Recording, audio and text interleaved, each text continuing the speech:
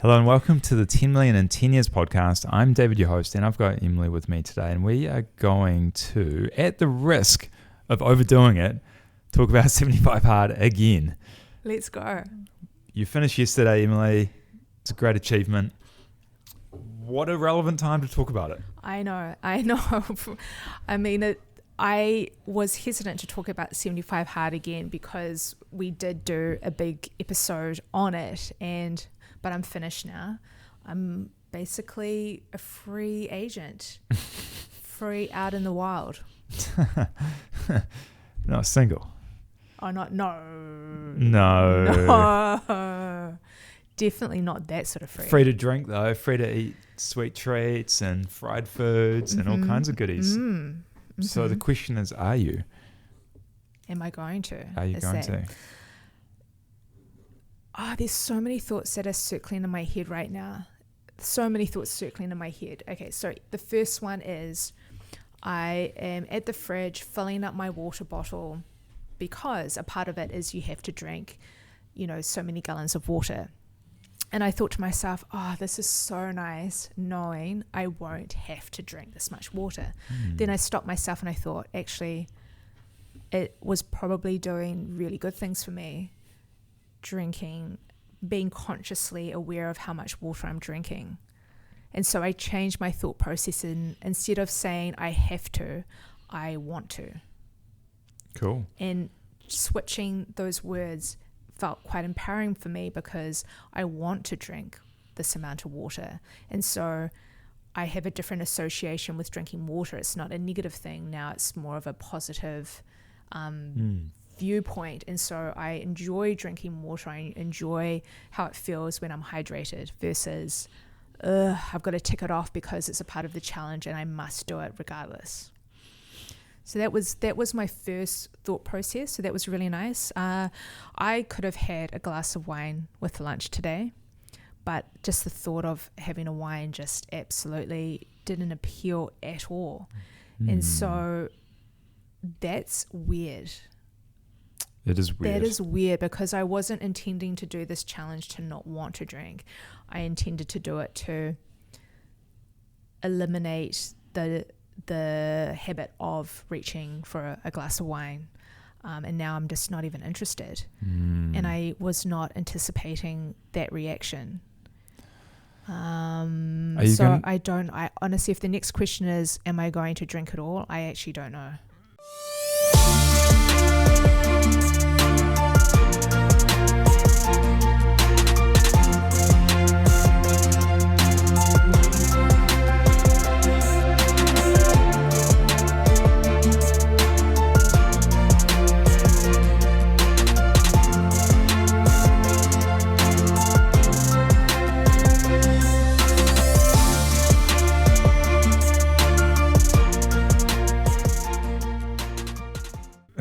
No, I was going to ask, do you think you'd do 75 Hard again?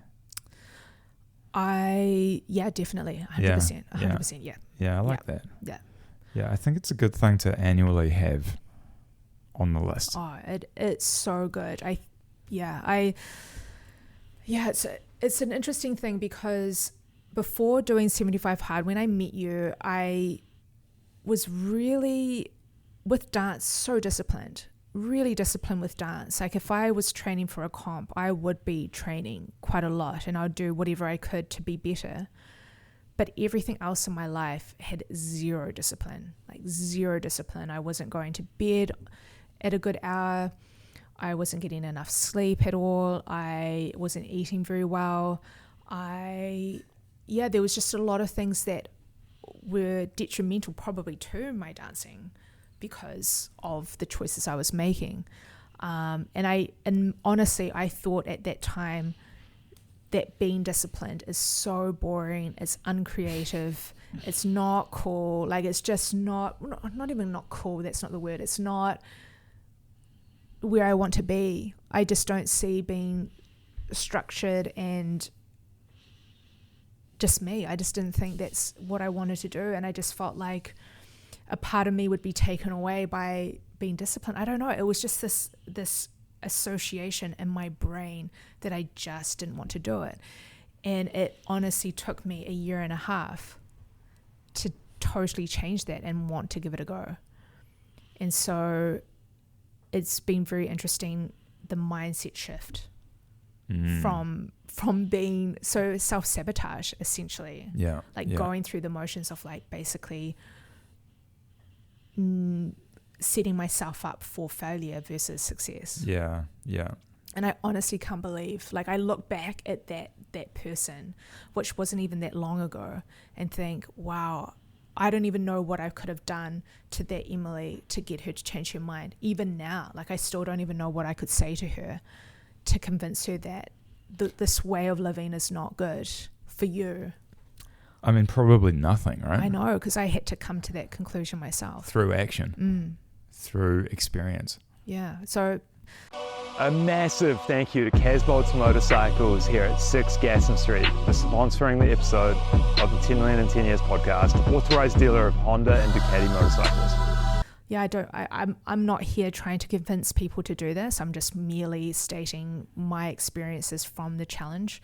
And yeah, it's probably been more insightful and interesting and confusing all in one, because it's like I still have to process what it all means, but I am so glad that I did it.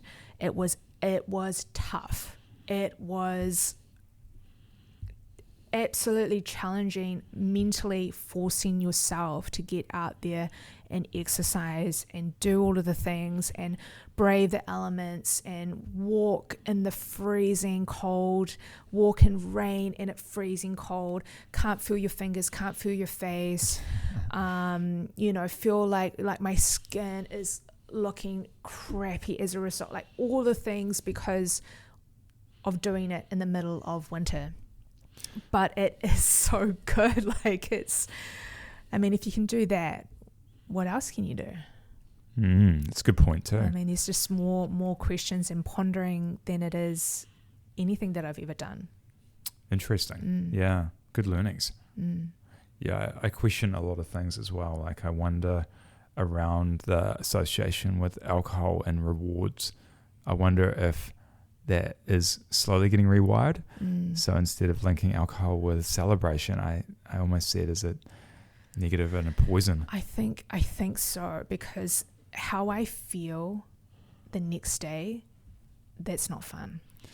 Yeah, or even hours afterward, right? Like I've remembered when we've had say right. Wine in the Coro Lounge and great at the time, but then like hours afterward, rough. Not always good, right? I know. I'm wondering if it's the age that we're at, our tolerance is... Maybe.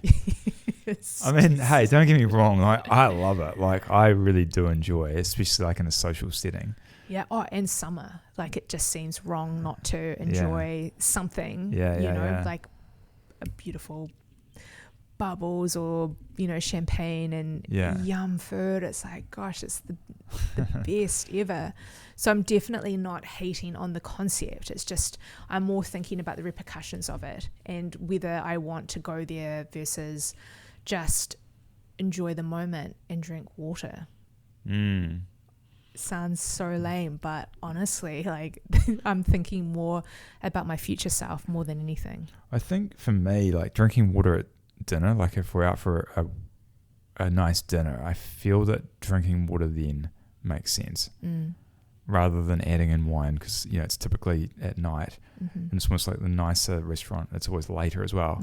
I don't know, it's going to take a bit of experimenting here, but I feel that it's going to be really easy to slip back into the old way. I'm so worried about that part. I'm really worried that I admittedly doing 2 workouts, it's so good. Like it is so good as an end result, feeling like you're up to date with fitness and you haven't let that slip because of busyness, because of stress, because of this, that, or the weather. Like it's been raining, I haven't been working out as much. No, I've had to keep on top of that, and I've enjoyed that part, and I've enjoyed challenging that aspect. And you can do it. You can make time for that. Well, I can in my situation anyway. I think anyone can.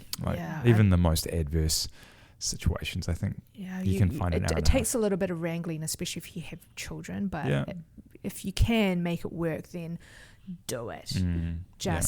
Or even just start with the 2 workouts. I mean, how good. I've got a desk job. I think it's actually imperative that I work out twice a day, because if I just did a little bit at the gym, I just don't think that's enough from the amount of sitting inactiveness in my day. Yeah. Like just walking, doing this and that, I just don't think it's enough. Yeah. I think you need to challenge your body a little bit more.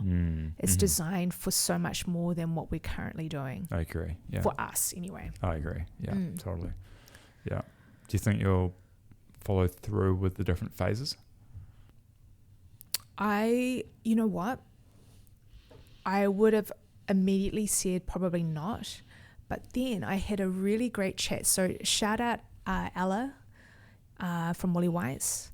If she's listening, the chat with you actually prompted me to reconsider it, because she really spoke to me. She said, you don't know what you could untap. It could unlock the next key. And I went, boom, boom, boom. You got me, girlfriend. You got me. That's a good question. I mean, what else could I learn from this? What else could untap from taking it to the next level? So yeah, it got me rethinking everything, and I liked that, and I thought, yes, go girl. I love that you said that to me. Okay, so phase 1 coming up after Brisbane. 5-minute cold showers. What's not to like? All right, so let's cool. wrap this up. Yeah, let's wrap it up. I think we've talked enough about it. Like, I think people are either into it, not into it. Yeah. Curious, not curious. Yeah. I think it's another good way to bring people together as well. Like, it's I was messaging a guy today that's recently finished, and it was, it's just cool. It's cool. Like, it's a point of common interest, and I think if you're going to be doing it, then it's a good it's a what's the word I'm looking for? A filter, or like a good green flag that someone's aligned with you or me. So yeah, it's almost like it should be a LinkedIn badge or something. Oh no, I'm glad it's not. Look, listen, if you like it, cool. If you don't, also cool. I mean, we're not. The intention isn't to thrust it down people's throat. It's actually more for me, actually, to have an outlet. Yeah. To talk about it and to sort of say out loud what it is I'm thinking. And if people find inspiration from it, that is amazing. And if you don't, that is not a problem. Yeah. No. Good summary. Good conclusion. Glad you've ticked it off. Awesome. That is awesome. Everyone. Okay. See you for the next one. See you later.